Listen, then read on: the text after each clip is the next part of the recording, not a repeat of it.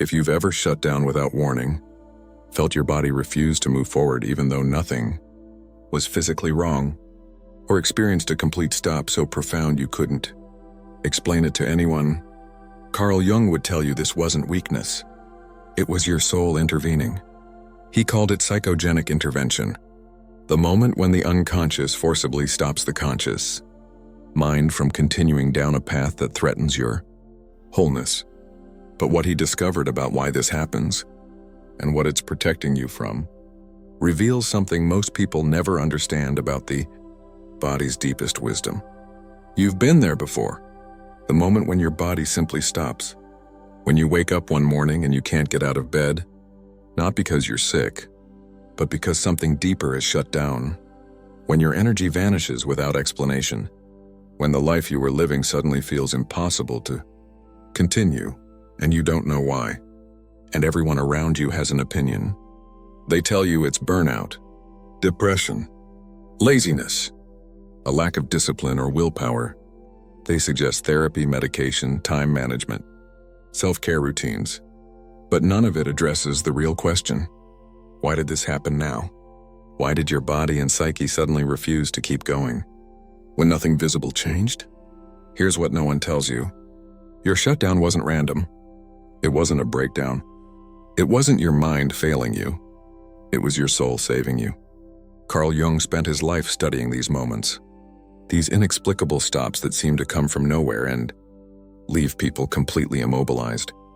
And what he discovered challenges everything modern culture teaches about productivity, resilience, and pushing through. He found that the psyche has a self-protective mechanism, a kind of emergency brake that activates when the conscious mind refuses to listen to what the unconscious has been trying to communicate. When you ignore your soul's whispers for too long, when you override your intuition repeatedly, when you keep walking a path that's destroying you slowly, the unconscious takes more drastic action. It forces you to stop, not with logic, not with gentle suggestions, but with total shutdown. Your body stops functioning. Your energy disappears. Your capacity to continue in the old way evaporates completely. And from the outside, it looks like failure, like weakness, like something is broken in you. But Jung understood it differently. He saw these moments as acts of profound wisdom, the soul recognizing that if it doesn't intervene now, if it doesn't force you to lie down, you will destroy yourself trying to live a life that was never meant for you. You've experienced this, maybe more than once. The job you couldn't make yourself go back to, the relationship where your body stopped being able to pretend, the version of yourself you simply couldn't perform anymore. And the shutdown felt shameful, confusing, like you were failing at life when everyone else seemed fine. But what if Jung was right? What if your complete stop wasn't the problem? What if it was the solution your soul found when nothing else could reach you? And what if understanding the hidden reason behind it changes everything about how you see yourself, your past, and what's trying to emerge through you now? Jung's work on the psyche revealed something most people never grasp. The unconscious is not passive. It's not just a storage place for memories and forgotten experiences. It's an active, intelligent force with its own agenda, its own wisdom, its own methods of communication. And when the conscious mind, the ego, moves in a direction that threatens the wholeness of the psyche, the unconscious responds. First, it sends signals, dreams, intuitions, physical sensations, a quiet sense of wrongness that you can't quite articulate. But the conscious mind is often too busy, too defended, too committed to the plan to listen. So the unconscious escalates. It sends anxiety, restlessness, a creeping sense of dread, the feeling that something is off, even though you can't name what it is. And still, most people push through. They ignore the signals. They override the discomfort. They convince themselves that what they're feeling isn't real, isn't valid, isn't reason enough to change course. And this is when Jung said the unconscious has no choice but to intervene more forcibly. It creates what he called a psychogenic intervention, a shutdown that isn't caused by physical illness or external circumstances. but by the psyche itself refusing to allow the conscious mind to continue. Your body stops producing energy. Your nervous system goes into a protective freeze. Your capacity to engage with the life you've been living simply vanishes. And the reason is this: the path you were on was incompatible with your soul's true nature. The life you were trying to live was demanding that you betray yourself so fundamentally that continuing would have fractured your psyche beyond repair. So your soul forced you to stop, not because you were weak, but because you were strong enough to be stopped instead of destroyed. Jung called this the wisdom of the self, the deep center of the psyche that holds your true nature, your authentic path, your soul's blueprint. And when the ego moves too far from the self, when the life you're living becomes too distant from who you really are, the self intervenes. It doesn't negotiate. It doesn't ask permission. It simply shuts everything down until you have no choice but to listen. And this is why your shutdown felt so absolute, so undeniable, so beyond your control.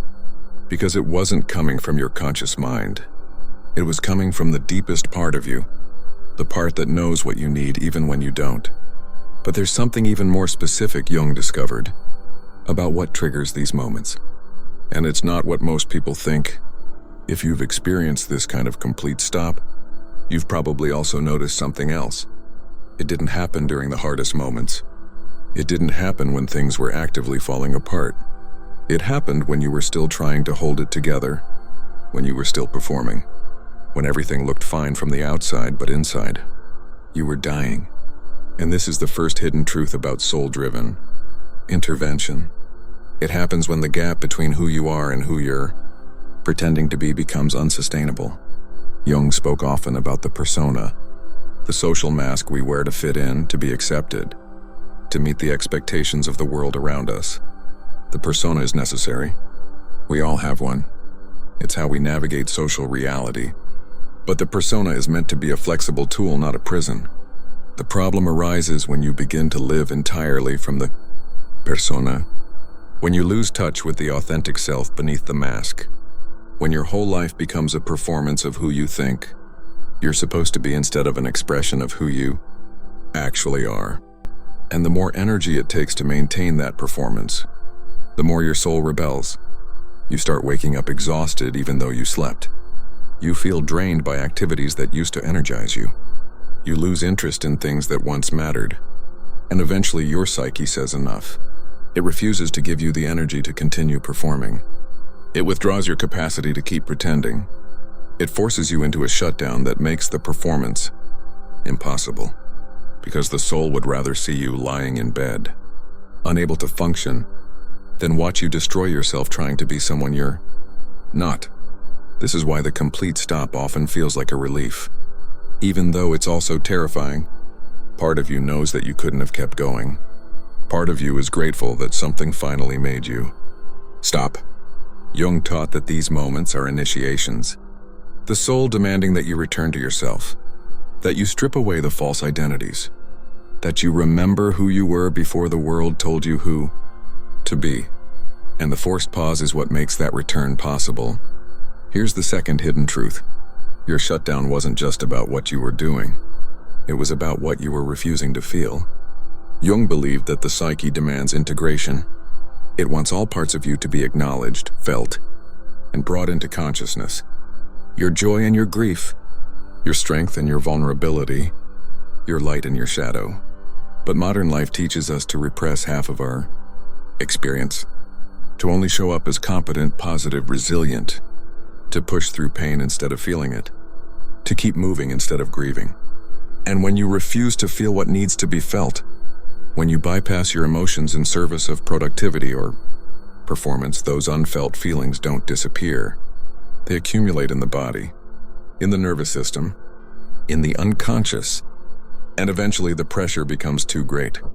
The psyche can no longer hold what you refuse to process, and so it creates a complete stop that forces you to finally feel everything you've been avoiding.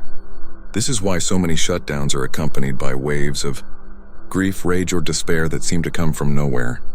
It's not coming from nowhere. It's been building for years. Every time you push through instead of resting, Every time you stayed in a situation that was harming you, every time you silenced your needs to meet someone else's expectations, all of that unfelt pain was stored in your body, waiting for the moment when you finally had no choice but to feel it. And the shutdown is that moment. Jung called this the return of the repressed, the psyche forcing you to confront what you've been avoiding. And it's not punishment, it's healing, because you can't transform what you won't acknowledge. You can't release what you won't feel, and your soul knows this. So it creates the conditions that make feeling unavoidable. It removes your ability to distract yourself, to stay busy, to keep performing. It forces you to lie down and finally meet the grief, the rage, the exhaustion, the sorrow that's been living in your bones. And this is why trying to rush through the shutdown never works. Why forcing yourself back into productivity before you've processed what needs to be felt only leads to another stop later. Because the soul's agenda isn't to get you back to normal. It's to get you to truth, to wholeness, to the life you're actually meant to live. Here's the third hidden truth. The shutdown is also about endings, about the death of a version of yourself that can no longer continue. Jung taught that individuation, the process of becoming whole, requires many deaths. The death of the false self, the death of old identities, the death of relationships and patterns that no longer serve your evolution. And sometimes, the only way the soul can initiate that death is by making it impossible for the old version of you to keep functioning. This is why your complete stop often coincides with a major life transition, even if you weren't consciously aware that a transition was happening. The job you can suddenly no longer do was never aligned with your true calling. The relationship you can no longer sustain was built on a version of you that no longer exists. The identity you can no longer perform was always a mask, and now it's time to let it fall. But the conscious mind resists these deaths. It clings to what's familiar, even when what's familiar is destroying you. So the unconscious takes control. It creates a shutdown so total that the old version of you simply cannot continue. The door closes. The bridge burns. The path you were on becomes completely inaccessible. And from the outside, it looks like loss, like failure, like everything falling apart. But Jung would say it's rebirth. It's the soul clearing space for something new. It's the death that must happen before the resurrection. And the reason it feels so disorienting is because you're in the liminal space, the in-between, the place where the old self has died but the new self hasn't fully emerged yet. This is the underworld, the dark night of the soul, the void. And it's terrifying because you don't know what's on the other side. You don't know who you'll be when you emerge. You don't know if you'll emerge at all. But Jung promised that if you trust the process, if you allow the death to complete itself instead of trying to resurrect the old version of yourself, something far more authentic will be born. Not the person you thought you were supposed to be, but the person you actually are. Here's the fourth hidden truth. The shutdown is also about sovereignty, about the soul reclaiming authority over your life.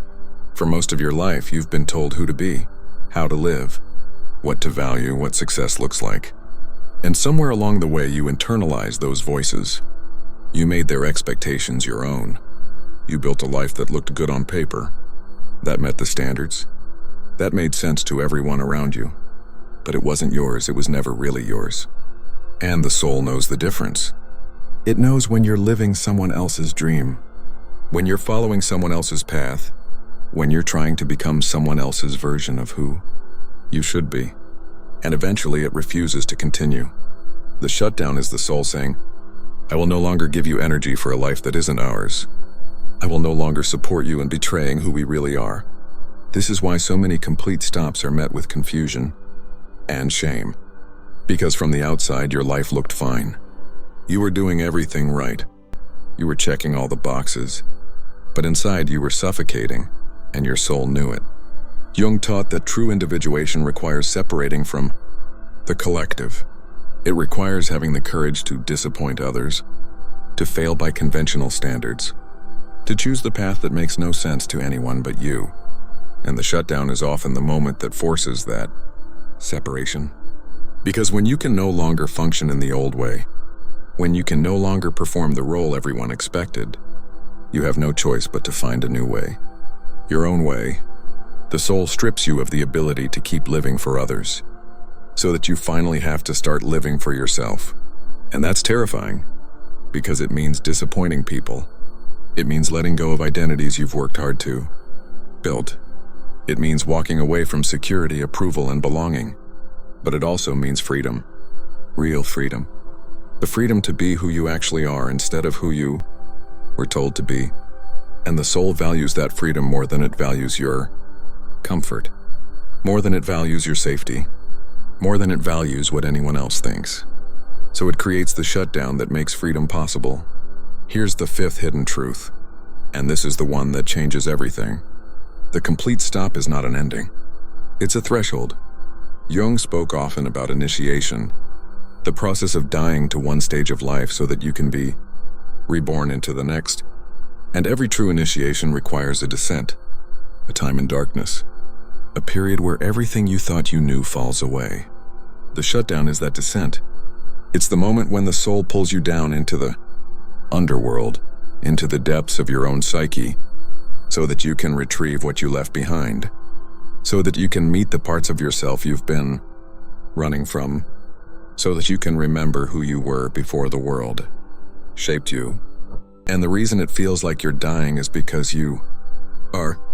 The false self is dying. The persona is dissolving. The life that wasn't yours is ending. But something else is also happening beneath the surface. Your true self is being remembered. Your authentic power is being reclaimed. Your soul's real path is being revealed. Jung called this process individuation, the journey of becoming whole. And he warned that it's never comfortable, never linear, never predictable.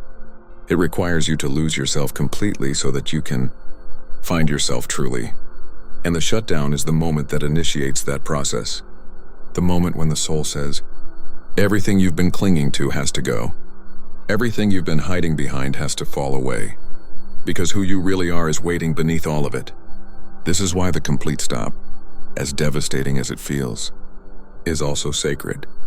It's the soul's way of saving you from a life of slow death, from decades of pretending, from the quiet tragedy of never knowing who you really are. And the women who honor the shutdown, who don't rush to fix it or escape it, who allow themselves to lie down and descend into the depths, are the ones who emerge transformed, not back to who they were, but into who they were always meant to be. Close your eyes for just a moment. Feel the weight of every time you push through when your body begged you to rest. Feel the exhaustion of performing a version of yourself that was never real. Feel the grief of living a life that looked right but felt wrong. And now feel the truth beneath the shutdown. Your soul didn't betray you, it saved you. It loved you enough to force you to stop, to pull you out of a life that was slowly destroying you, to give you the chance to begin again, this time from a place of truth. You are not broken, you are being rebuilt. You are not failing, you are transforming.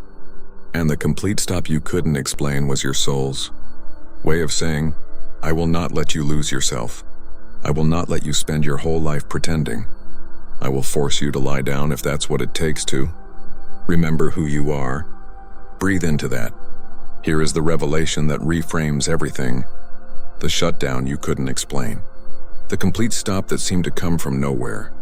The moment when your body refused to continue was not random. It was not a failure of willpower or mental health. It was not weakness. It was your soul recognizing that the life you were living was incompatible with your true nature, that the path you were on was leading you further from yourself, that if you kept going, you would lose the most essential part of who you are. And your soul chose you. It chose your wholeness over your productivity. It chose your truth over your performance. It chose your survival over your compliance. Jung taught that the self, the deep center of the psyche, has its own intelligence, its own timing, its own methods of intervention. And when the ego refuses to listen, when the conscious mind keeps pushing in a direction that threatens the integrity of the whole, the self takes control. It doesn't ask permission. It doesn't wait for a convenient time. It simply shuts everything down. And that shutdown, that inexplicable complete stop, is not the problem. It's the solution. Because the soul understands something the conscious mind doesn't. That living a false life is more dangerous than lying in bed, unable to move. That pretending to be someone you're not is more destructive than total shutdown. That betraying your true nature is a slower, quieter death than any complete stop could ever be. So it forces you to stop. It removes your ability to keep performing. It takes away your energy for continuing the lie. And yes, it's terrifying. Yes, it's disorienting. Yes, it feels like failure. But it's also the most loving thing your soul could do. Because it's giving you the chance to start over, to rebuild from truth instead of illusion, to create a life that actually aligns with who you are, instead of who you thought you were supposed to be. Jung called this the encounter with the self, the moment when the deep truth of who you are breaks through the surface and demands to be lived. And the shutdown is how that truth arrives. Not gently, not conveniently, but undeniably. If you've experienced a complete stop you couldn't explain, if your body has forced you to lie down when nothing seemed physically wrong, if you've shut down in ways that made no sense to anyone around you, this is what you need to understand. You were not broken, you were being protected.